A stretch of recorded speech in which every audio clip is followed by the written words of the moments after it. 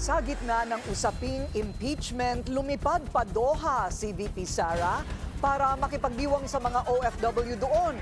Nakatakda rin siyang dalawin muli ang kanyang ama sa ICC. Narito ang agenda report ni Hannah T. Ilang araw bago mag-convene ang impeachment court sa Senado, lumipad pa Doha si Vice President Sara Duterte, ang first stop niya sa ilang Duterte Thanksgiving events.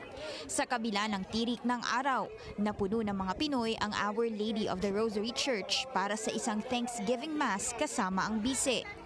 Una nang sinabi ni VP Sara na malaki ang ambag ng OFW votes sa pagkapanalo niya noong 2022. Sumunod naman siyang dinumog sa pag-iikot sa Villaggio Mall kasama ang kanyang inang si Elizabeth Zimmerman at si Senadora Amy Marcos na anyay naimbitahan sa gathering ng Filipino community doon at masayang nakita ang mga Duterte.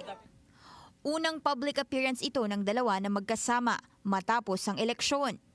Ang friendship ni na VP Sara at ang presidential sister, kitang-kita nang inendorso ng bise ang senadora noong kampanya matapos ang pag-exit nito sa alyansa slate ni PBBM. Kasunod ng Qatar, bibisita si VP Sara sa kanyang ama sa the Netherlands sa May 30 at sa June 2 at 3, ang mga araw na magbabalik sesyon na ang Senado. Sa birthday niya sa May 31, dadalo siya sa pagtitipon ng mga Pinoy sa labas ng ICC Detention Center, ang show of support para sa kanyang amang nahaharap sa kasong crimes against humanity. Habang abroad, maaaring ikasa na rin ng Senado ang pagpapatawag sa kanya. Inaasahang uuwi si VP Sara sa Pinas sa June 4, isang araw matapos ang pag-convene ng impeachment court. Nahaharap si VP Sara sa 7 reklamo ng Kamara, kabilang ang culpable violation of the Constitution at misuse of public funds.